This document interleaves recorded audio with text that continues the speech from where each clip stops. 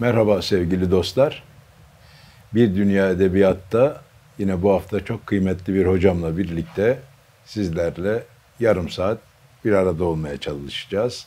Biz Bir Dünya Edebiyat'ta daha çok ötekinin, ötekileştirilmişin ve bu hayatta doğrunun yanında saf tutmuş ama yazık ki siz de takdir edersiniz doğruyla yanlış birbirine girmiş bir çağ bu çağ. Sesi çıkamayanların, çıkartılmayanların, onlarla yoldaşlık edenlerin yanında durmaya çabalıyor ve direniş edebiyatının görünür olması için bir katre de olsa çaba göstermeye çabalıyoruz. Sizin de bu safta kıymetli kaleminizi biliyoruz. Ankara'dan başlayan bir yolculuk, Ayşegül Devecioğlu'nun yolculuğu. Nasıl anlatır kendini Ayşegül Hanım? Yani Ankara deyince üniversite hayatı. Siz de onu kastettiğinizi zannediyorum. İşte Orta Doğu Teknik Üniversitesi'nde okumaya gittim. İşte sosyoloji. Hiç okuyamadım. Bizim dönemimiz okulda hani böyle boykotlarla. Sertti değil mi? Evet ama güzel bir dönemdi. Devrim stadında buluştunuz. Evet tabii ama pek oralarda olamadık. Yani orada da olduk da ben hemen sonra bölgelere falan yapıldım. Tayinim çıktı. Dolayısıyla okulda da hani çok fazla olmadım ama okulda tabii ki birçok direnişe falan katıldım. Orta Doğu Teknik Üniversitesi benim hayatımda hakikaten çok özel bir yer tutuyor ve şimdi tekrar orada direnişin başlamasından falan da çok ayrı bir haz İster istemez duyuyorum. Yani bir otüllük orada tüy var demek ki.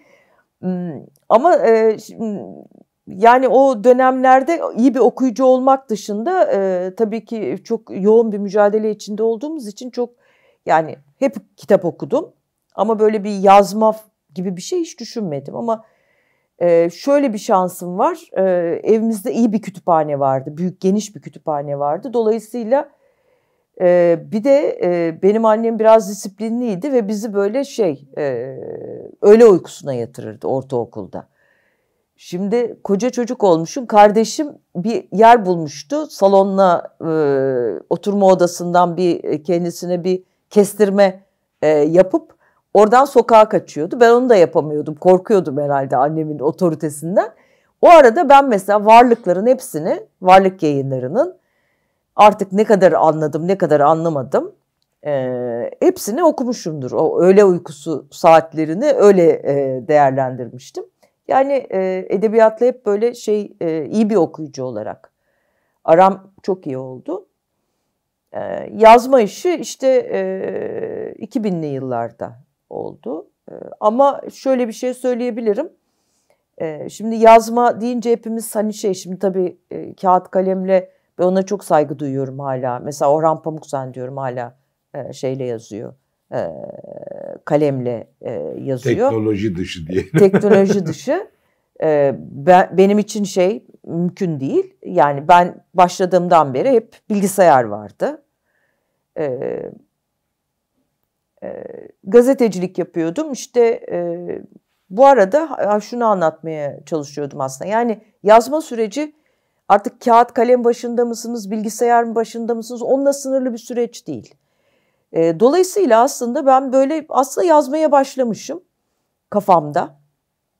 Sonra birdenbire başladım. İşte Kuş Dinle Öykünen'le 12 Eylül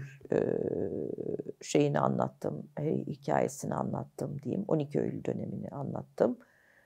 Sonra da galiba hani o zaman mi dedim acaba ben bundan sonra tamam yazmaya devam edeceğim demiş olmalıyım. Hani yoksa yoğun politik faaliyet içinde biri olduğum için hani o zaman ayırmak ama bıraktım yani çok fiili para kazanmak için yaptığım çalışmaya ara verdiğim bıraktığım bir dönemde başladım onu biliyorum. Yani gazetecilikle yürümedi. Yani gazetecilik ya da yaptığım meslekle birlikte yürütemedim. Başladım. İşte politik faaliyetlerle birlikte hep yürüttüm yazarlığımı. İşte onun arkasından Ağlayan Dağ Susan Nehir geldi. Sonra Kış Uykusu, Kış Uykusu'nu yazdım. Aynı hemen hemen bir yıl arayla. Arkasından Başka Aşklar, o zaman Barış ve Demokrasi Partisi'nde parti meclisi üyesiydim ve Anayasa Komisyonu üyesiydim aynı zamanda. O çok yoğun çalışmalar içinde çıktı Başka Aşklar'da. Sonra da işte diğerleri geldi. Ben şimdi bu yazarlık serüveni lafını çok güzel bulmuyorum ama hani böyle çok kullanılıyor. Ama en son maceram diyeyim, işte bu polisiye, kuma daireler çizen. En son da şimdi dün değil evvelsi gün Yayın Evi'ne onun ikincisini gönderdim. Şimdiden hayırlı olsun. Böyle yapıyor. İsmini de burada söyleyeyim. İlk defa burada da kitap yapacak. Gül'ün Hayaleti kitabın ismi. Herhalde Ağustos'u bulur çıkması. İşte bu editoryal süreç arkasından. Bir de polisiye yazmak çok zor bir şey. Yani hani hem edebi içinde kalıp kurallar içinde kalıp ya da yani edebiyatla bunu yapmaya çalışıp hem de polisiyenin kendi ihtiyaçlarına. Çünkü ben hani çok böyle hatta kitabın de yazmıştım, teşekkür bölümünde, hasta polisiye okuyucusuyum. Yani o hem bir avantaj hem de dezavantaj. Çünkü hemen fark ediyorum. Yani polisiye okuru hemen fark eder. Yani yani en ufak bir yanlış bir ayrıntıdaki hatayı. Dolayısıyla çok eziyetli bir süreç. Yani o hatalara düşmemek için çok eziyetli bir süreç ve işte o kalıplara da bir şekilde tabi oluyorsunuz. Ne kadar kendinize özgü bir yol yaratmaya çalışsanız da, yani edebiyatın da eksik olmadığı, ki dünyada böyle örnekler de mutlaka var tabii. Ama bir taraftan da polisiyenin hani bir takım kendi kuralları var diyelim. O kurallar içinde de kalmaya çalışıyorsunuz. O yüzden kolay bir şey değil. Bir de çok yapışkan bir tür. Yani dikkat ediyorum, ya kendinizi öldürüyorsunuz, kurtuluyorsunuz, ya kahramanı öldürüyorsunuz. İkisinden biri, yoksa mesela hayatınızın sonuna kadar polisiye yazabilirsiniz. Fakat siz daha çok sözcükleri umutla hep düşünen bir yazarsınız. Şimdi Umud'un bu konudaki rolünü ben hep düşünmüşümdür. Çünkü şimdi bana hep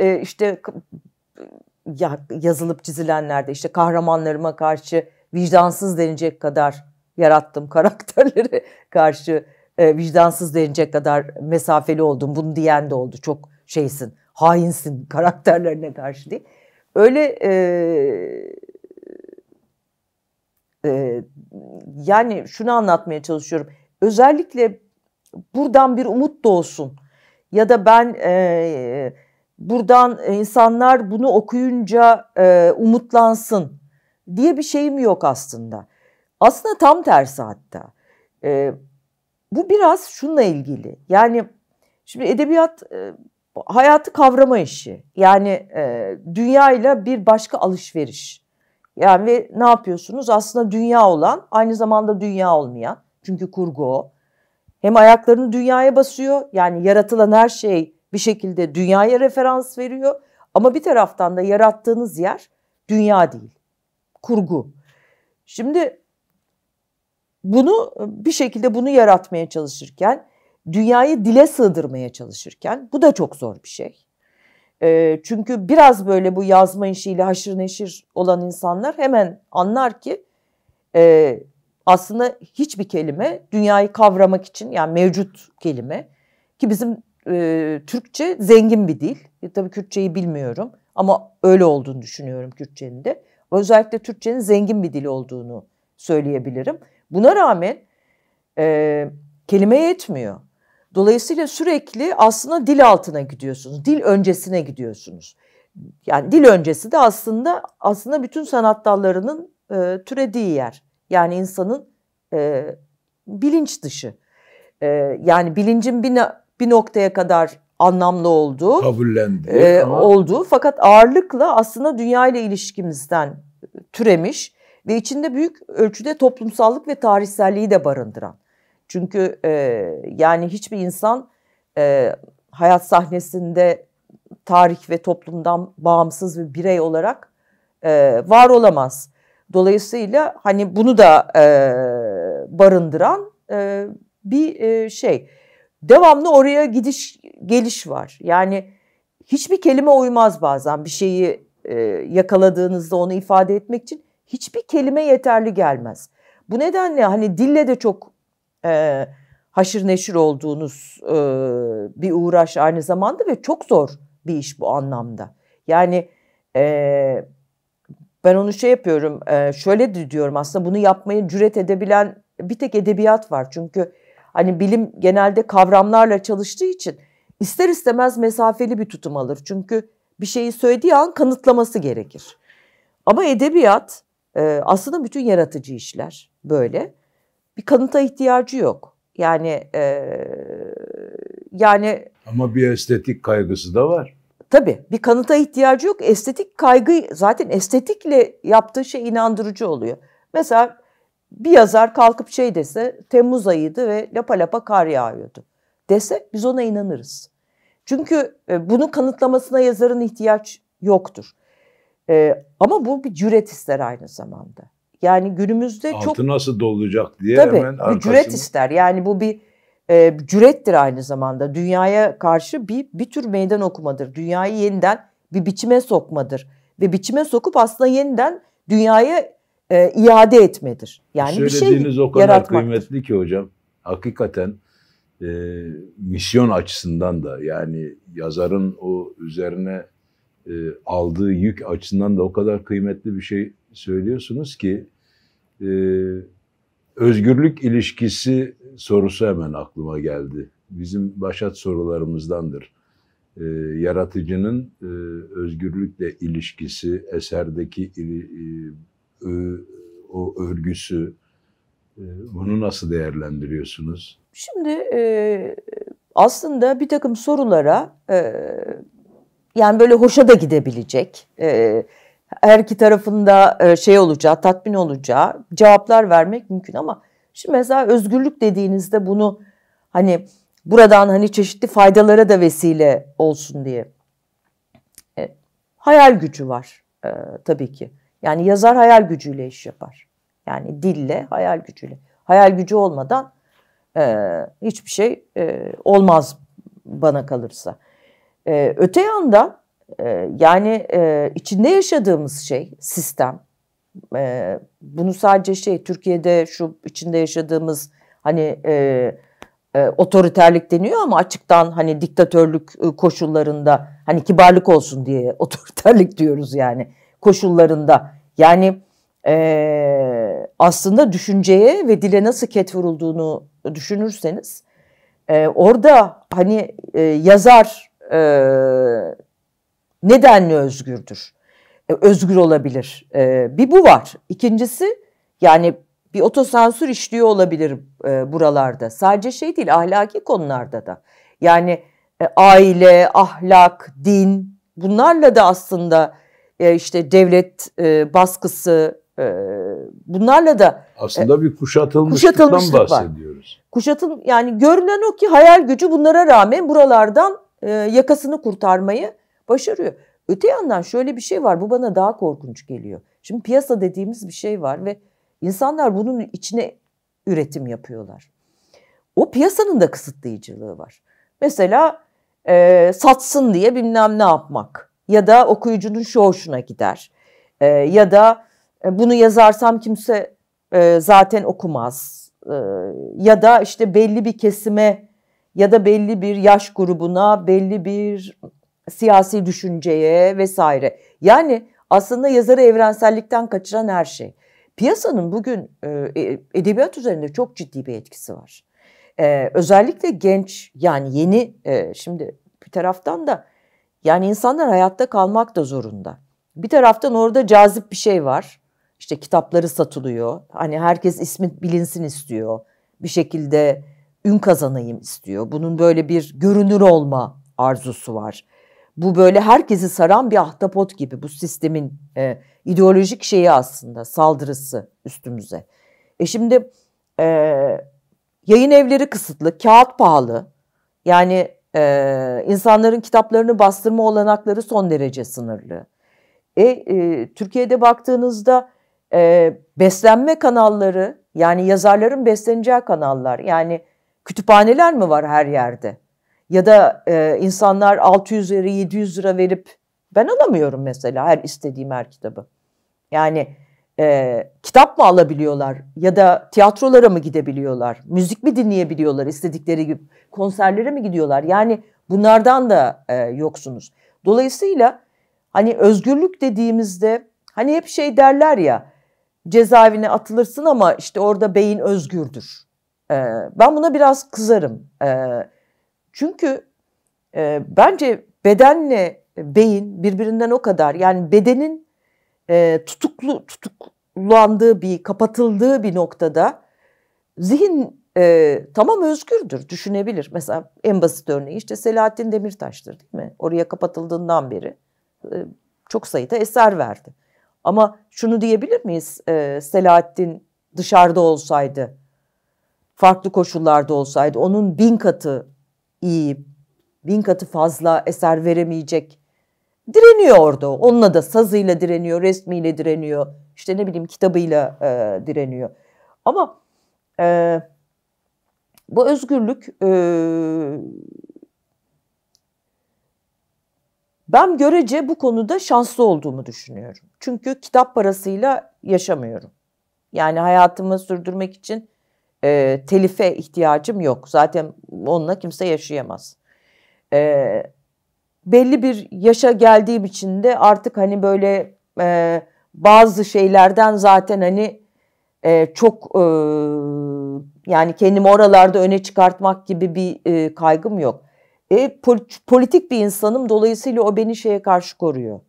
Yoksa kimse gökten zembille inmiş değil. Hepimizin hırsları var. Yani egosu var, şusu var, busu var ama politik insan olmak, sosyalist olmak beni koruyor. İyi ki diyorum gazetecilik yapmışım yazarlıktan önce. Çünkü zaten bütün bu şeyi, rezilliği diyeyim. Çünkü bu dünyada hiç öyle şey bir dünya değil. Onu zaten medyada görmüşüm. Dolayısıyla ben kendimi şanslı buluyorum. Ama mesela ne bileyim kendi tarihimi anlatırken 80 öncesi kendi tarihimi anlatırken ya da diyelim ki bugün içinde çok bulunduğum politik aidiyetlerle ilgili, mesela Kürt meselesiyle ilgili, ya oralarda ne kadar özgür olabiliyorum? Ne kadar özgür olabiliyorum? Ne kadar acaba hani bu yanlış anlaşılır, zarar veririm? Yani kendi tarihimle ilgili özellikle öyle şeylerim. Otokontrol diyoruz. Evet. İşte bir taraftan da o özgürlük mü? Ya da yani o öyle oldu mu? Her şeyi kırıp döktü mü? Daha iyi bir, ya da o kadar şeysiz oldu mu? Daha iyi bir yere mi ulaşacaksın? Aslında bilmiyorum onu. Gerçekten bilmiyorum. Hani şimdi biliyorum dersem yalan olur ama şeyi fark ediyorum kendimde de. Şimdi mesela son yazdığım romanda küfürler var. Dedim ki öyle kullanıyorum işte. Hani böyle şey değil tabii, cinsiyetçi küfürler değil ama mesela yazdıktan sonra bu nasıl karşılanır diye. Yani ister istemez bir mahalle baskısı, kuşatılmışlık içindeyiz ki hani ben kendimce mahalle baskısı görmüyorum diyeceğim, o hayır. Kadınım bir kere. Benim üstümde her zaman hangi mahallede olursam olayım baskı var. Bizim kuşakta suçluluk duygusu çok vardır, 80 öncesi kuşakta. Yani benim kendi arkadaşlarımda, çünkü işte başarılamamış bir devrim vardır. Çok büyük kayıplar vardır. Hepimiz hayatta kalmaktan utanırız biz. Yani benim bütün arkadaşlarım da öyle. Çoğunda görüyorum bunu. o suçluluk duygusunun bende yarattığı kısıtlar var. Birçok şey var yani. O yüzden hani tamamen özgürüm ya da diyemem herhalde. Yani ya da öyle nasıl olur? Galiba bu bireysel bir şey değil kaptan. Yani şöyle diyeceğim. Bu galiba sadece benimle ilgili bir şey değil. Ya da sadece bir yazarla ilgili bir şey değil. Bunlar sanki böyle hep birlikte olacak şeyler. Yani hep birlikte bir iklimin değişmesi. Ne bileyim yani biz mesela bir takım şeyleri zarar veririz kaygısıyla bir takım çekincelerle tartışmıyor olsak ya da o tarihler kaybedilmemiş olsa. Yani şimdi mesela ben 12 Eylül üzerine konuşurken kayıp bir tarih üzerine konuşuyorum. Kimsenin bilmediği bir tarih üzerine genç kuşakların. Öyle mi değerlendiriyorsunuz 12 Eylül'e bakarken? Kayıp bir tarih. Kayıp bir tarih. Yani kaybedilmesinde bizim de rolümüz var. Çünkü tarih dışına çıkartma refleksi var sosyalistlerde. Şey yapabilse, daha eleştirel yaklaşabilse onu tarihe mal edecek. Ama bir kahramanlık manzumesi haline getirildiği zaman onu biz tarihten çıkartmış oluyoruz. Yani tarihe daha iade edilmiş değil 12 Eylül. Ya büyük şeyler, işte başarılar, zaferler, yenilgiler le süslü aslında emin olun yani ya da işkence ve idam ya da şeye daha çok görülen zulme şey yapmış. Halbuki sonuçta bu bütün toplumun yani taşın yerinden oynadığı, her taşın yerinden oynadığı müthiş bir toplumsal zenginlik olarak biz bunu anımsatabilsek ve konuşabilsek. Ben o zaman belki çok daha özgürce dil kuracağım. Ama anlattıklarınıza bir parantez açmak isterim. Tabii. 12 Eylül denilince hep şöyle bir cümle gelir benim hafızama. O zaman ben çok küçüktüm.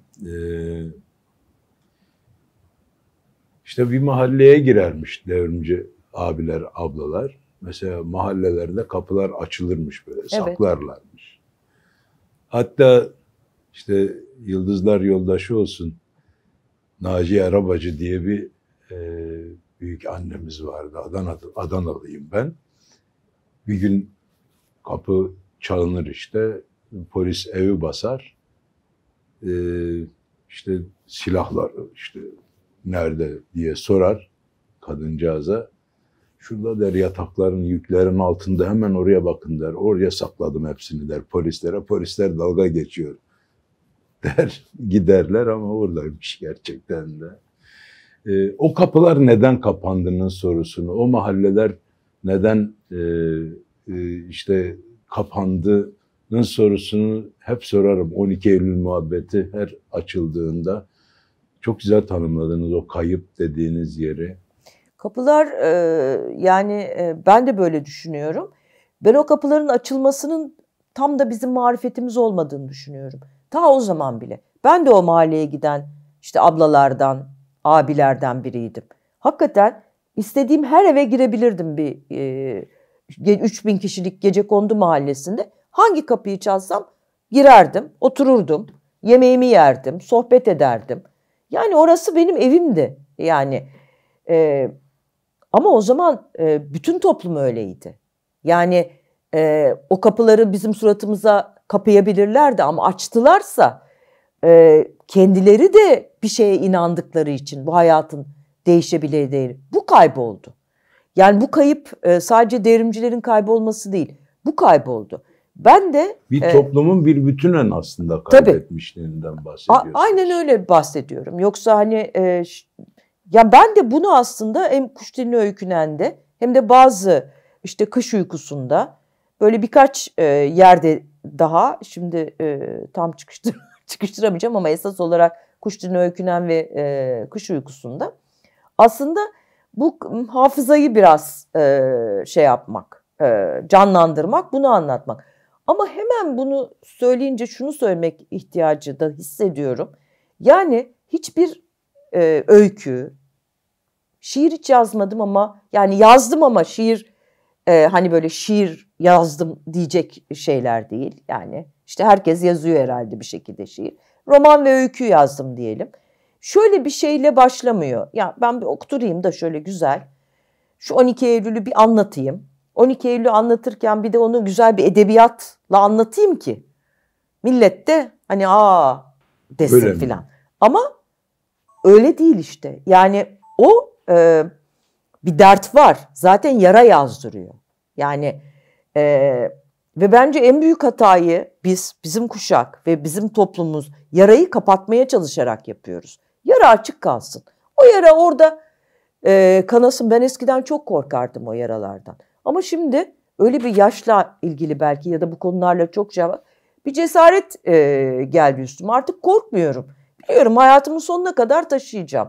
O yaradan çıkıyor zaten. Yazarak ne buna çıkıyorsa. Cevap olabildiniz mi? Öyle düşünüyor musun? Yazarak buna cevap olabildim mi? Yazarak bence kendi yasımı tutmanın, benim kocam 12 Eylül'de işkencede katledildi. Adana'daydık biz. Adana'yı çok iyi bilirim. Adana'daydık zaten. Behçet de Adana'daydı. Birçok ortak tanıdık çıkabilir. Evet, bir yas tutmanın bir biçimi. Yani kendimi hayatta tutmanın, kendimi ayakta tutmanın, aynı zamanda hayatı sevmeye, neşeli olmaya, insanları sevmeye devam edebilmenin, politik mücadeleye devam edebilmenin bir yolu aynı zamanda. Evet, ama edebiyat yarayı kapamıyor. Yani yaradan çıkıyor ama yarayı kapamıyor. Yarayı derinleştiriyor. Koyalım, derinleştirsin.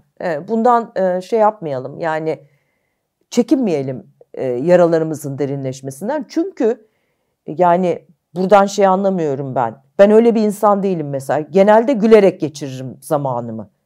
Yani öyle hani gören de bunları duyunca hani bütün gün kara yaslar bağlamış, işte surat bir karış değilim. Ama işte o da oradan kaynaklanıyor. Yani geldiğim nokta benim yıllar içinde. Hani ne olsa ben işte şunları unutabilirim. En sonunda unutulmayacağını, böyle bir şey mümkün olmadığını, yaranın kapanmayacağını ve bunun iyi bir şey olduğu noktasına ben zaman içinde vardım. İnsana böyle şeyler birdenbire hani vahiy gibi inmiyor. Tabii buradan da dünya ile daha belki başka bir ilişki türüyor. Ben buna çok kıymet veriyorum. Yani ben buna dünya ile hemhal olma diyorum. Yani dünyanın kenarından hani o eski şey vardır ya, fotoğraf makinesiyle Cézanne'ın resimleri arasındaki şey, yani o tartışmalar, yani Cézanne'ın kendisini tablonun tam ortasında, yani uzaktan bakılıp bir yerde değil de merkezinde görmesi meselesi, tam ortasında olmak. Yani o dünyayı değiştiren, o dünyayla değişen, o dünyanın biçimlendirdiği, aynı zamanda o dünyayı biçimlendiren varlıklar olarak. Bence edebiyat da böyle mümkün olabiliyor. Aslında politika da böyle mümkün olabiliyor. Yani biz bunu 80 öncesinde, bunu fanatikliğimden söylemiyorum, çok eleştirilerim var o zamanki varoluşumuza. Ama çok büyük sevgim, saygım da var. Becerebilmiştik, biliyor musunuz? Yani o evlerin kapılarından içeri girerken bunu becerebilmiştik ama onu kaybettik. Onu kaybettik. Ve bunu becerebilmemizde bizim kuşağın çok edebiyatla yetişmiş. Yani en ücra köyden gelen insanla ben konuşmuşumdur. Hiç gazete bayiine Yaşar Kemal gelir, onu okumuştur. Yani bu kadar en ücra yerde.